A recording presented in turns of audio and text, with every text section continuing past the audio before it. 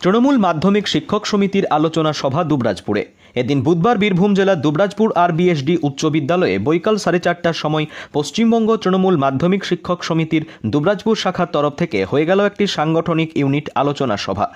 দুবরাজপুর ব্লকের অন্তর্গত সমস্ত মাধ্যমিক, উচ্চ মাধ্যমিক, জুনিয়র উচ্চ বিদ্যালয় থেকে প্রেসিডেন্ট, ইউনিট সেক্রেটারি এবং প্রধান শিক্ষক শিক্ষিকা মিলে প্রায় 70 জন উপস্থিত ছিলেন এই আলোচনা সভাতে। আলোচনা সভাতে উপস্থিত জেলা সভাপতি অভিজিৎ নন্দন বলেন, দুবরাজপুরে বর্তমানে আমাদের শিক্ষক সংগঠন যেভাবে শক্তিশালী হয়ে উঠেছে তাতে তা সত্যি খুব আনন্দের ব্যাপার। উনি এও বলেন যে খুব তাড়াতাড়ি দুবরাজপুর ব্লকে একটা ব্লক সম্মেলন করার কথা।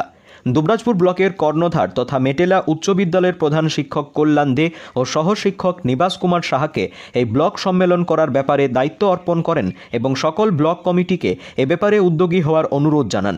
অভিজিৎবাবু শিক্ষক, শিক্ষিকা ও শিক্ষাকর্মীবৃন্দের সঙ্গে একটি ঘরোয়া আলোচনাও সেরে নেন। কল্যাণবাবু ও জেলা নেতৃত্বের সামনে ব্লক স্তরের কিছু সাংগঠনিক বিষয় বিভিন্ন বিদ্যালয় থেকে শিক্ষক, শিক্ষাকর্মীদের কিছু কথা তুলে ধরেন।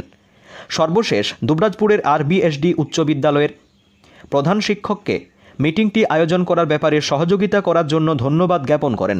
আজকের মিটিংয়ে আরবিএসডি উচ্চ বিদ্যালয়ের প্রধান শিক্ষক শোভন রায়, হেতমপুর উচ্চ বিদ্যালয়ের প্রধান শিক্ষক চিন্ময় চট্টোপাধ্যায়, দুবরাজপুর বালিকা বিদ্যালয়ের প্রধান শিক্ষিকা চাপা দে এবং জেলা কমিটির অন্যতম সদস্য প্রবীর দাস মহাশয় সাংগঠনিক বক্তব্য তুলে ধরেন। প্রাকৃতিক পরিবেশ প্রতিকূল থাকা সত্ত্বেও বিদ্যালয় ছুটির পর এই সাংগঠনিক সভা নিয়ে শিক্ষক, শিক্ষিকা ও শিক্ষাকর্মীদের মধ্যে উৎসাহ ছিল চোখে পড়ার মতো। দুবরাজপুর থেকে বিশ্বজিৎ ঘোষের রিপোর্ট।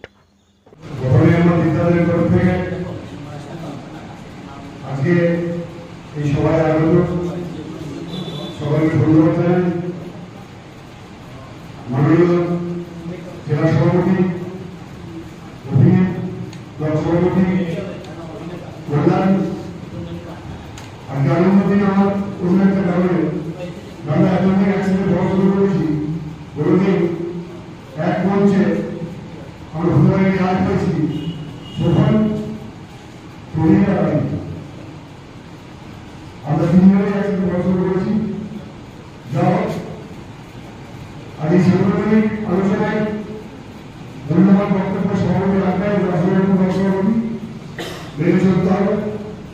বর্তমানে একটা কথা আমি জানি, যে কোনো লোকতন্ত্রী সংগঠনে মতামত থাকবে, তা সেটা আলাপ আলোচনা, মতের আদান প্রদানের মাধ্যমে মিটিয়ে ফেলে